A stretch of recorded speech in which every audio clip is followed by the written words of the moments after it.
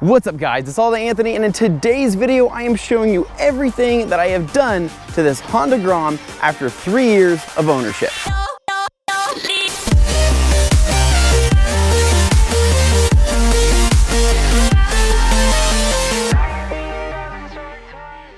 Alright guys, so this is a video I have wanted to make for a while now. I get a ton of questions and comments regarding my Grom and people asking, hey Anthony, where'd you get this part? Where'd you get that part? How much was this? Would you do this again? Would you do that? I get a lot of questions guys, and instead of having to direct you to all the videos I've made throughout the last 3 years, I thought I'd give you guys a concentrated dose of my Honda Grom and all of the mods that I have done. I want to give you kind of a brief review on each of them, talk about pricing a little bit, and whether or not I would do them again if I could. So with that said, if you're not a fan of my Honda Grom and don't care at all about this bike, I would go watch another video because this is all this video is going to be about. Now with that said, let's get into this. Alright guys, so if you're new to the channel, this is my Honda Grom. If you're an existing subscriber, welcome back and hopefully you guys enjoy this video. This is my 2015 Grom that I got 3 years ago. I picked it up for 2,000 bucks and it had one previous owner that took a small spill on it attempting to do a wheelie.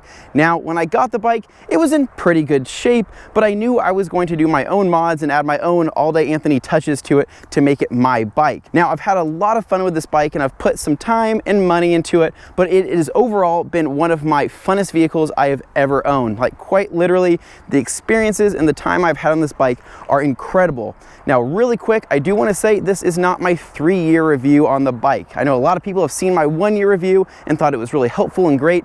I really do want to give you guys a full-fledged review, but this is going to be focused on just the mods that I have done. So we're going to start with more of a methodical, organized order, starting with the top of the bike and then working our way towards the rear. So the first thing we need to talk about are the first thing we see, which is the handlebars. So these are the first thing everybody sees in my POV riding videos. These are Pro Taper Honda mini bars in the 7/8 diameter. Now these are a direct plug and play for the Honda Grom, meaning they're a direct swap and they use the existing clamps that you have stock. Now there isn't a whole lot of modification needed to make these fit. Really the only thing you have to do is drill a small hole to fit these clamshells here, or you can actually shave off the nipple of the clamshells and then clamp it over to make a nice fit. Now these 7/8 mini bars, one of my favorite mods, but not a necessary mod. This is a mod that actually transformed the way the bike feels and the riding position of the rider. So meaning that I am a little more crouched forward in the front here, giving it a slightly more aggressive riding position.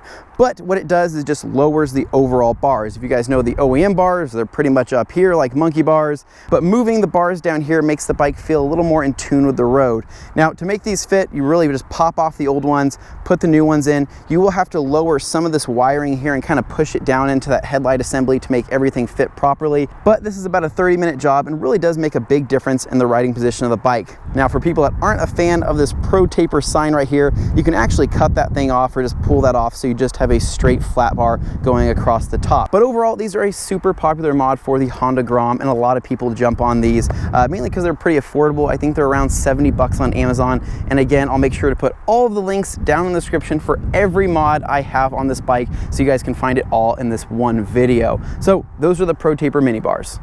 Next up is the cowl bar and mirrors. I get a ton of questions from people asking where I got these from and how much they were. And to be honest guys, these are one of the cheapest mods I have on the bike. This is around 10 bucks on Amazon Prime, and they're great. They really are great mirrors. The only trade-off is that you do have to have a different set of bars to make these work. These are bar and mirrors, meaning they slide into the actual bars themselves. Now, if you have these stock Honda Grom bars, you have this little metal bracket in there and it's kind of like a plug to where you actually can't fit this in there without drilling that thing out, and it's a total pain in the ass. It's so much less of a headache and so much cheaper just to go with some aftermarket bars and then slide these directly in. They do have a couple different adapters on here. You simply slide them into your new Pro Taper bars, take a little Allen wrench or hex wrench, tighten those things down, and that's it. You can adjust them however needed. And for reference though, these are my second set after about 3 years. My first set broke in the weld on the back here, so just kind of be careful with them. But other than that, they're cheap. I have another set lying around just in case these do end up breaking. But overall, love these mirrors, plenty of visibility. I think they look good on the bike and look great with the Pro Taper bars. Oh my God, that sun is hot, but we're getting it done. So next up here, we're gonna be moved down to the headlight assembly. So first thing we're gonna see here are my different colored boomerangs. That is just a different option I wanted to go with. The bike did have a white and red boomerang when I got it, and I thought, hell, I wanted to make it match, so I did red on both sides, and I think it suits the bike pretty well. Now, we're not talking about the OEM parts necessarily, we're gonna talk about the aftermarket part. So these right here are TST flush mount turn signals. These are LED turn signals that have a flasher relay within this headlight assembly right here to control how much they flicker. These are a pretty affordable option. I want to say around 40 bucks or so, 50 bucks. I can't remember off the top of my head, but these do make the front end of the bike. If you have these stock flashers, you'll notice how long they are and they kind of look like Shrek antennas. These look so much better. They're a flush mount. They fit directly onto this boomerang itself. And these can be bought for both the SF Grom and of course the OG Grom. And I guess I should mention that most of the things I'm talking about on this Grom are going to be direct swaps over to the SF minus this headlight here. Other than that, most of the things can be just swapped directly over between both models of the Honda Grom. Now, as good as these flush mount turn signals look, they don't look anywhere near as good as the TDM OEM headlight. So this is an actual OEM option from Honda for the TDM market. This is a projector style headlight, which I have a full video on if you guys haven't seen that already. But this is something that really does give the Grom that really cool Cyclops look. Now, what it has is a couple little purple accents that are kind of blue, kind of purple, but it is a full-on projector bulb, meaning you have a more concentrated beam of light. And one of my favorite things about this is the fact that it's got a little bracket in there. So when you're riding on the Grom and somebody's coming at you, you see that cool little flicker that kind of looks like an HID light where it kind of bounces between purple and white. Do you know what I'm talking about?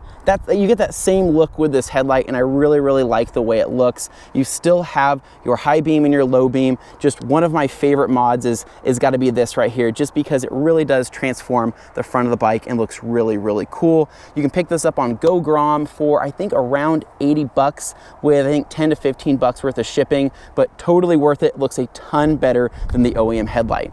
Next up here is another OEM option, which is my Honda Grom SF front fender. So this front fender is actually from the SF model of the Honda Grom in the same Himalayan white pearl. Now, I chose to go with this because my stock fender was a little scuffed up from the previous owner's accident, so I decided to replace it with this. Now, this is around 40 to 45 bucks through my local Honda dealer, and that's where I picked it up personally. I think online you can find them for around 55 to 60 bucks with free shipping. But I decided to go with this because it does have a more aggressive look with these kind of cool little vented out areas here, and it's got a little bit more of a rigid look in comparison to the OG front fender, and it does fit the bike pretty damn well. It is a direct color match and it is a direct swap. No modification needed, quite literally plug and play, swap the bolts, and there you are. All right, so we're gonna save the tire talk and the engine work for just a little bit because I wanna talk about what I did on the side panel here. Now, if you guys saw my previous video, then you'll know everything I did, but if you haven't, then this is what I ended up doing to get this really cool vented look. Now, I took the OEM side plate and I bought a faux cover for that side plate, which is this cover right here. I ended up making a little template on the back side of the actual OEM plate, cutting that out with a Dremel, and then sticking this faux cover on with some 3M tape. Now, what that did was give me a functioning vent, but also shows off my really, really cool intake. Now, I ended up doing this on both sides of the Grom, and I think it totally makes the look and gives it a more aggressive look for what it is, but this side not being so functional might cool my knees down on a hot ride, but over here is really cool because it does give direct air into that intake when it is at idle, and I really, really do like that concept. Now, the OEM side panels I picked up when I bought this front fender here, and those OEM side panels were, I think, roughly 10 bucks for the pair, 5 bucks a piece, and then these faux vents ended up being around 20 something bucks that I got off a site that I'll try to remember down below and give you the link for those as well. Now, you'll also see I got my really sweet All Day Anthony sticker here and my Dinger Built sticker that really complements the gold forks, and I think it does look pretty cool. Now, right on the other side of this side cover, is, I wouldn't really call this a mod, but it was part of another mod, which it was my airbox delete. So normally you'd have a big fat airbox here that is no longer there due to my new intake. So because of the airbox being removed, it makes these a little less rigid. So what you end up doing is buying a little dowel here that fits between these two side covers to make them more rigid and kind of hold them together. But as a plus side, I guess you also get some weight reduction, which is also kind of cool, and you remove all of that clutter from up top there. Not really a mod because it's in conjunction with another mod, but just something cool I thought I would mention. Now, moving to the back of the bike here, we have this thing right here. Everybody wants to know what the hell this is, where they can get it, what is it, and what does it do. So if you guys are new to the Grom world, this is called a sub-cage, sub-frame, I don't know. There's a lot of different names for it. A lot of people call them wheelie bars, if you want to call it that. Now what this is, in my opinion, is just a protective piece for the rear of the bike. Now some people stand on these pegs and do all sorts of crazy cool things. I'm not that coordinated. I'm like 220 pounds at 6'1", so it's gonna be a little awkward for me to stand up on this, but I got it to protect my bike. Now, long story short, when I was learning how to wheelie the bike, I had a very close loop situation where basically I popped the bike up and I started running with it like this while I'm running behind it, and I ended up scuffing up my taillight and my actual license plate here. After that happened, I said, screw it, I'm just gonna buy something to protect the rear because I don't want that happening again, and that could be a really costly mistake, or it could have been much, much worse. After doing a lot of research, I found out that these things are pretty damn expensive. These things are not really cheap, but I did stumble across a guy named Bruce on Facebook who does make these cages for the more cost-efficient people in mind. Now, this thing right here was around, I want to say $160 or so shipped. I think that's what he's currently selling them for, in a variety of different styles and colors. Now, this particular one did actually have a license plate bracket built into it. So a lot of people do the fender delete, right? Where you're removing that whale tail and you're replacing it with a small little fender delete to be able to show off that license plate and make that rear end look a lot cooler. Now, this thing kind of had one built in, kind of broke, so I kind of had to make do with what I got. So what I ended up doing is mounting this bad boy up to protect my rear in case I were to loop the bike and if it were to fall on its side. But then I just grabbed some zip ties and kind of zipped it together because my brackets for the license plate ended up breaking. Now, made do with what I got, but Bruce does make some really cool stuff, and he does make some ones with some integrated LED turn signals and all of that. You can definitely check out his work. I'll try to put his link down to his Facebook in the description because I don't think he has a website or anything like that. Now, for the turn signals, because a lot of people wonder, what are those turn signals? How'd you make that work? Now, I'm gonna try to give you guys a good shot of these turn signals under here, but what these are universal turn signals. Nothing fancy, nothing special, and they did not come with my SD Stuntworks bar. These are something that I picked up off of eBay or Amazon, I think for roughly $5 with free shipping. I ended up wiring them into the existing turn signals, and I ended up using the old turn signal brackets from my, I think it was a Moto Dynamic fender eliminator. I think that's the name, or Moto Demic, something like that.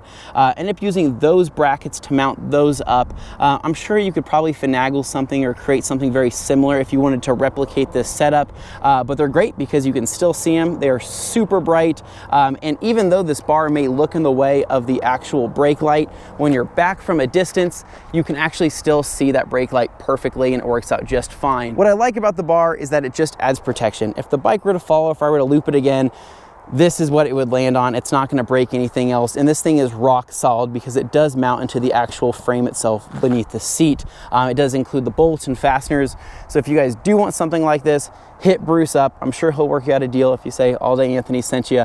He does do good work. It's not some like work of art by any means, but it does the job, and it's affordable, and it's a lot more affordable than a lot of the other sub cages, subframes out there in the Grom market. All right, so now it's time to talk about the elephant in the room, my Öhlins rear suspension. Is it real? Yes, it's real. Did I spend $500 on it? Absolutely not. No, I did not spend $500 on this.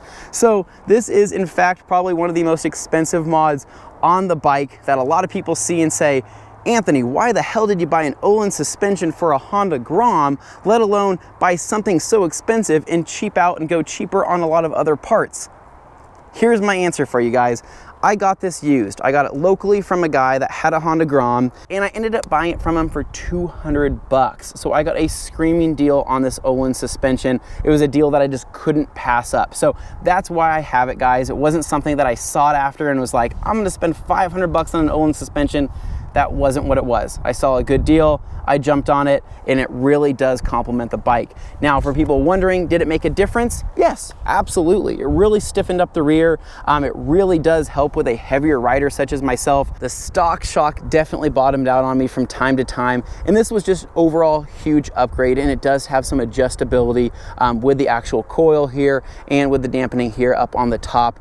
A really awesome mod, not necessary at all whatsoever. I think there's a lot of other affordable options out there, but I think the Olin's really does just look awesome. When people see it, they're like, holy crap, is that real? And I say, unfortunately, yes. I did not spend $500 on it. I just want to tell people that right off the bat. Did not spend 500 bucks on it. So awesome piece here. Not necessary. It's just something I have on the bike and I really, really like.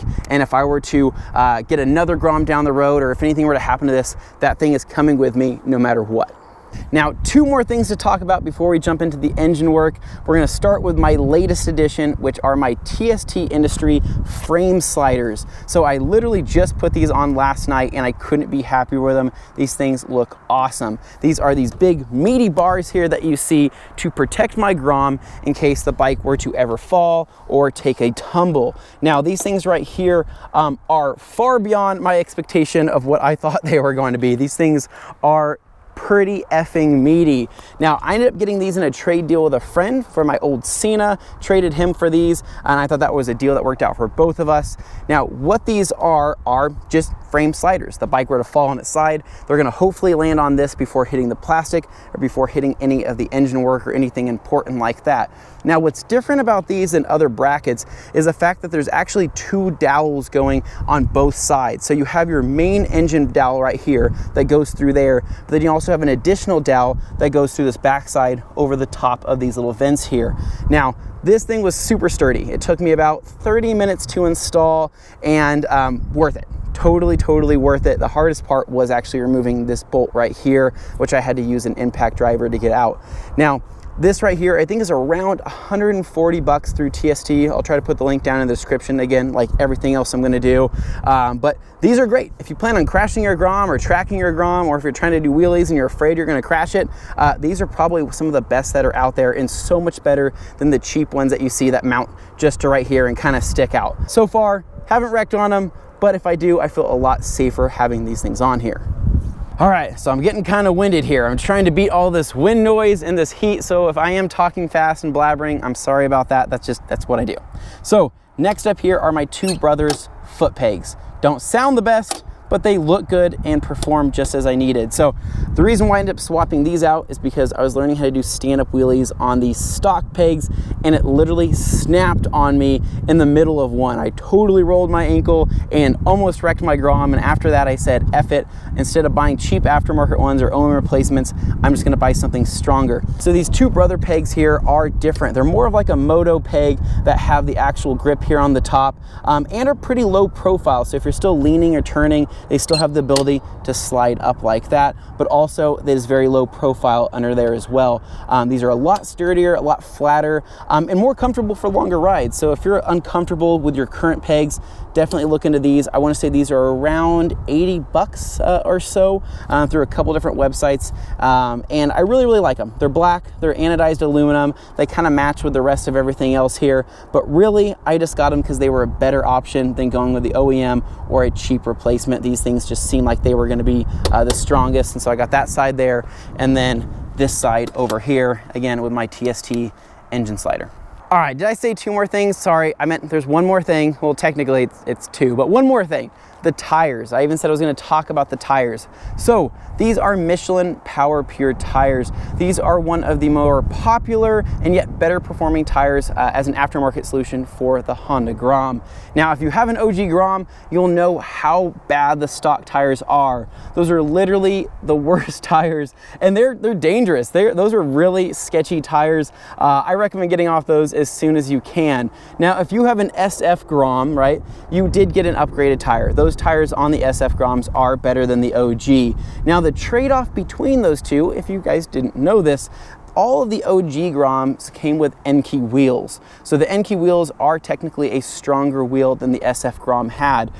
This is kind of my thought behind the whole thing, but when the OG was released, they put a stronger wheel on there and they cheapened out on the tires. Honda probably found out that that was pretty dangerous, so what they ended up doing was white labeling or outsourcing a different tire with kind of their brand on it, and then end up branding their own wheels. Now, with that said, I think the SF Groms, from what I have read, are weaker than the Enkei wheels, so a really common thing to do is for the SF owners to find a set of Enkei wheels from an OG Honda Grom and then either run the SF tires or pick up an aftermarket tire such as the Power Pure. I love these tires. These tires have been totally awesome. I ended up buying them from a friend along with the set of Enkei wheels, and they've been fantastic. So in the rear, I am running I believe it is a 140/70 in the rear, and then in the front I am running, I believe is a 120/70 in the front here. So a lot of people will run the 130 in the rear.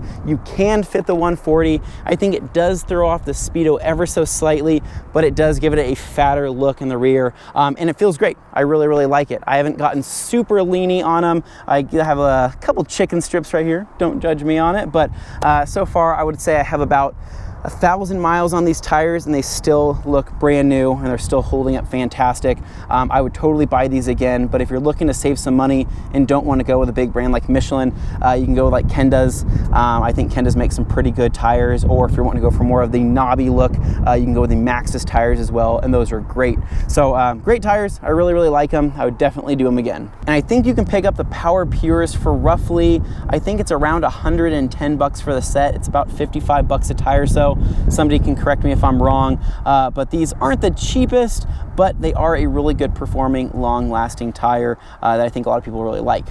All right, finally, the engine work. It's time to talk about all of the stuff I've done to the engine, or well, I guess the few things I have done to the engine. We're gonna start with the most obvious thing in front of us, which is the Zoom Brute exhaust. I have a few videos on this pipe, including an install as well as a high definition sound clip, and you can check those out if you wanna hear what this exhaust sounds like in really good HD, high quality audio. This GoPro is just not gonna do it justice. Now, this pipe is fantastic. It's really good. It's a really good pipe. I think a lot of people think Zoom is a cheaper brand and it's really not that high quality. I've seen some instances where Zoom pipes have broken. I don't know how they were being ridden or how they're being taken care of, but I can tell you that both of my Zoom pipes have held up great over the years. I had a Loop previous to this one, and then the Brute has been my newest one, and I love it. I think it's a great pipe and it sounds absolutely killer.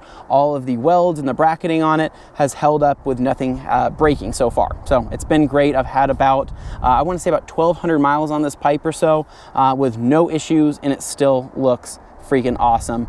This pipe's around 265 bucks via Amazon. I think it's even on Amazon Prime, so if anybody's in a pinch and looking to get an affordable exhaust that looks good and sounds good, I recommend it.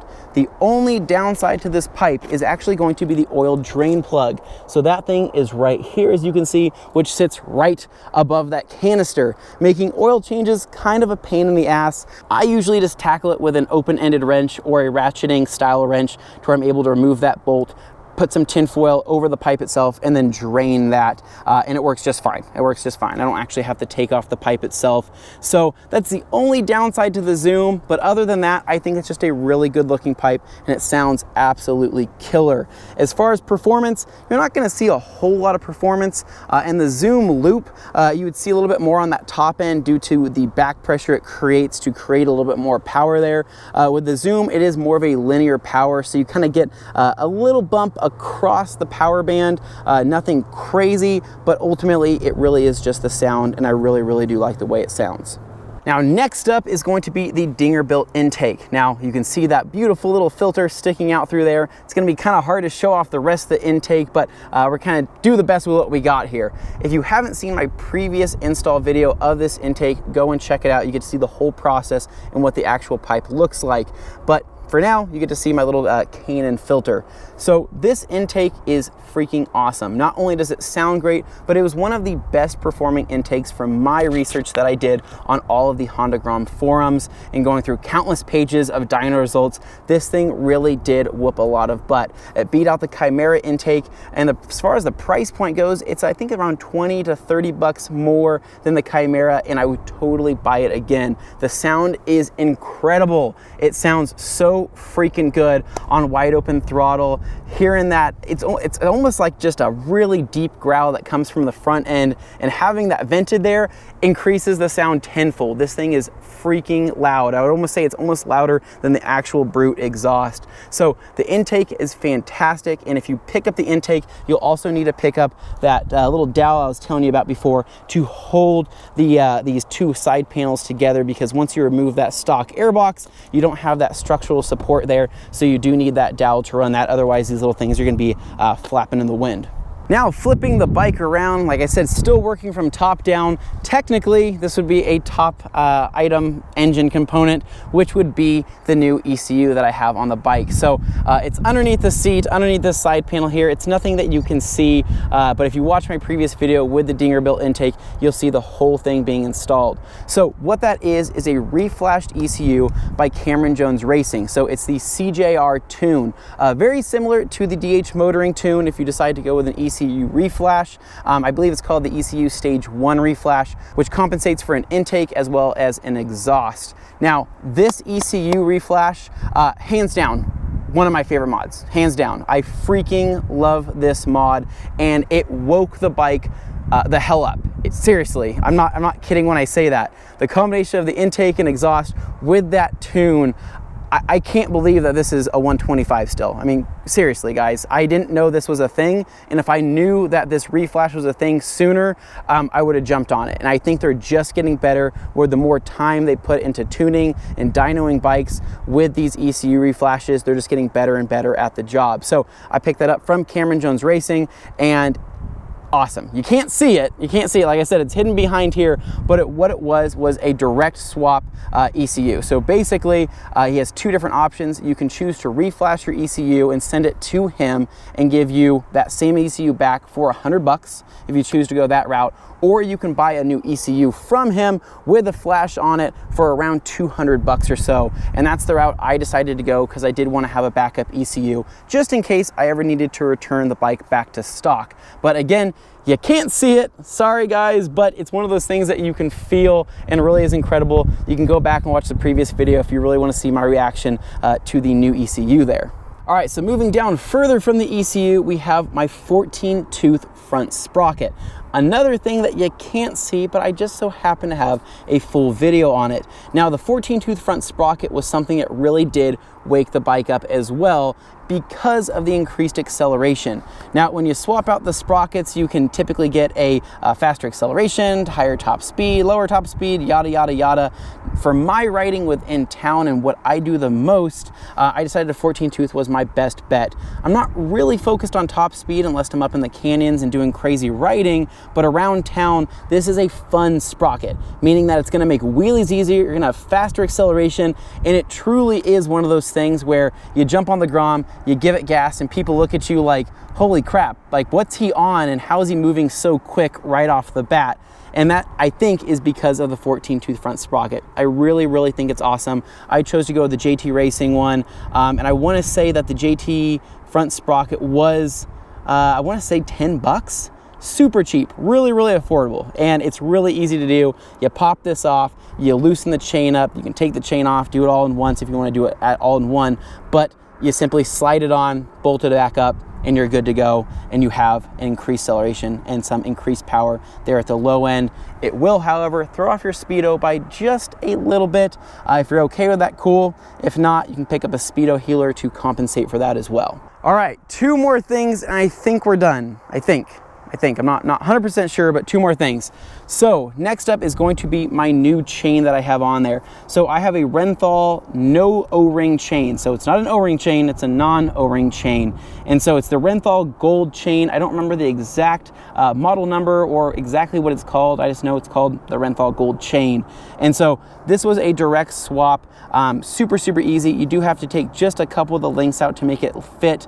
I want to say it was around 100 and something links. I do have a full video on this as well, along with the sprocket install. I did it all in one, so you'll have to watch that video to know exactly what I did, but super easy.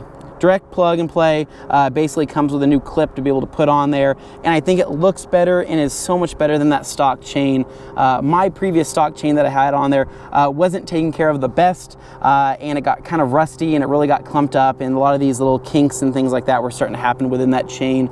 Once I swapped to the new Renthal gold chain, it really fixed all of that and made the bike feel and ride a lot smoother. Now, along with the chain, I chose to go with OTB chain adjusters. So that's what these things are right here at the end. So these are technically also sliders for the rear of the bike, but the OTB chain adjusters are these guys right here, which is another one of my favorite mods. If you have a Honda Grom and you've tried to adjust your chain or adjust your alignment on your rear wheel, you'll know how much of a pain in the ass it is. It is a freaking nightmare. These make it so easy. So easy. If you are frustrated and hate doing that, don't even think about it.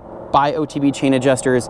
Your life will be made. You'll be so much happier with that setup. And so these are adjusted with an Allen here. So basically you'd still loosen this main bolt right here and then take your Allen wrench and adjust it as needed to tighten or loosen the chain. And you can also adjust the alignment of the wheel like that as well. Mine happen to come with the slider kit, and I want to say that that setup is, I think, around 120, 130 bucks. Don't quote me on it. I'll put the links down below again. Sorry guys, I didn't look up all of the pricing. I'm kind of just ballparking everything, but that was another awesome mod, and it does add some protection to the rear of the bike as well, which I really like as well. All right, so out of all of the mods that I do have, if you were to say, Anthony, if you could only choose 5 mods and only 5 mods for a Honda Grom straight out of the box, what would you choose and why would you choose it? So here it is, guys, my top 5 mods. This is it. This is my recommendation. You have a new Grom or a used Grom or whatever you have, this is what I would do. Number 1, fender eliminator. Get rid of the whale tail that comes on a stock Grom. If you have that on there, freaking get rid of it. That thing is absolutely hideous. It's not good. Get rid of it. Pick yourself up some type of fender eliminator. You can do something cheap. You could even make your own. Whatever it is, get rid of that thing. Mine just so happened to come in the form of a sub cage, but do whatever you want. Just get rid of that whale tail. That would be my number 1 mod that I would do. Number 2, an exhaust. It doesn't have to be a fancy exhaust, it doesn't have to be an expensive exhaust, but an exhaust makes all the difference when it comes to riding a motorcycle. It's not just for the Honda Grom, it's just any motorcycle in general. It adds that very visceral experience where you get to hear things and feel all of the vibrations, and an exhaust is awesome. It's gonna make riding the Grom so much more fun and so much more enjoyable. Again, it doesn't have to be anything super expensive or super fancy. The Zoom exhausts are fantastic for getting into an entry-level exhaust. There's also some cheaper ones out there. Do whatever you want to do, just get an exhaust. If you want to do it once and do it right, buy something nice. If you just want it for the sound and what I'm recommending, go with something cheap and affordable just to get your feet wet and see if you even do like the sound. But an exhaust would be my number 2. Number 3, in an area that you can't see, the 14-tooth front sprocket. Hands down the best $10 you can spend on a Honda Grom, and really does add some pep to the lower end. If you're looking for acceleration, that's what you need. If you're really worried about top end, stay with the 15-tooth if you choose to do so. I personally love the 14-tooth, and I know a lot of other people do as well. So it's a cheap and affordable mod. I really like it, and it makes a huge difference. So that's my number 3. Number 4, get yourself some tires. So tires make all the difference when it comes to riding a Honda Grom, especially if you have an OG. If you're still on those stock tires, get off those. Those are unsafe, those are super dangerous. Get yourself some nicer tires. They don't have to be super expensive like these Power Pures here, but get something that has good reviews that you know is going to grip when you're going around a corner. Having confidence in your bike makes all the difference in the world, and trust me, nicer tires will make you feel safer, and the bike will handle better. So pretty affordable as well. Get yourself a set of tires for around $100 or so, and mount them yourself, take them to a shop, do whatever you want to do. Get yourself on some different tires and you will notice a big difference on the bike. Number 5, my final recommended mod would be to get your ECU reflashed. Seriously guys, after my last video, I have seen the light. I have taken the Grom out in the mountains and the twisties. It is doing so much better. I have about 400 miles on the ECU reflash and it's freaking killing it. I would do that time and time again, regardless of whether I even had an intake. If you have an exhaust, an ECU reflash would still help. Hell, you can even do it the cheapest way possible. You can do the airbox mod and pick yourself up an exhaust and get it reflashed, and I guarantee you, you are going to see a performance gain. It makes a big difference, and if you already are running an intake and exhaust and don't have that ECU reflashed, you should definitely do that because your bike is probably running lean and you need more fuel. So ECU reflash, $100 to send it in, $200 to buy a new one. So let's do some basic math and just kind of round up numbers.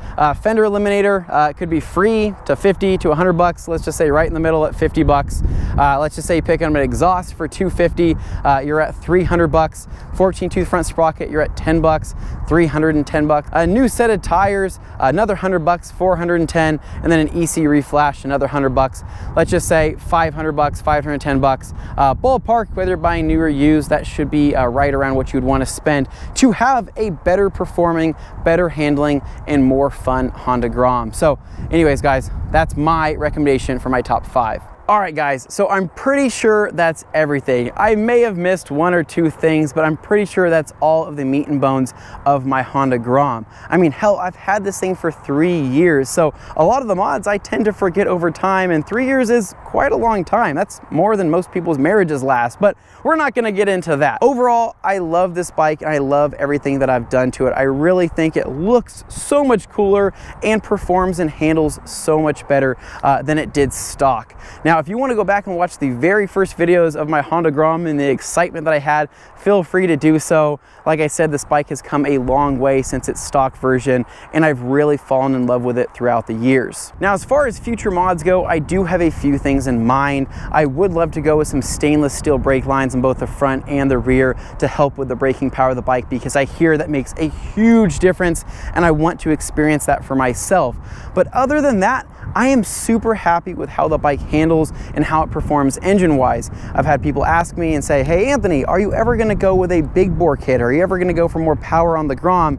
And to be honest, I never wanna say never, but not right now. I really have no intentions of adding more power to the Grom, especially after doing the new ECU reflash from Cameron Jones Racing, along with the Dinger built intake. That has met my power needs for right now. Who knows though? I never wanna say never. I just think that going into big bore is going after more power and kind of chasing something that the Grom was never really intended to be. I already have a big bike that's 1050 cc's and has all the power I could ever want, so the Grom is kind of like my happy place when I decide to get away from the power and really just enjoy riding the bike. I love my Grom. This isn't a 3-year review. You should look forward to that in the future because I'll give you guys everything you'll need to know that I've learned throughout the 3 years and my experiences with the bike. This was just to go over all of the mods. Now again guys, I put all of the links down to literally everything that I can think of that I did to this bike down in the description. So if you want to pick up any of these mods or want to even replicate my setup, go for it. Do it. I put a lot of research into a lot of things that I've done, and so hopefully you found this video helpful. If you guys like this video, make sure to give me a big thumbs up. Subscribe down below for more, and I'll catch you guys in the next one. This is All Day Anthony. Peace. Woke up, told myself to push and never stop. I've been stressed out, watching both these hands around the clock. With my eyes wide, trying to get the panorama shot. Whole world getting blurry to me, answers getting lost. So I watch my back and keep it moving to the front, and remember that the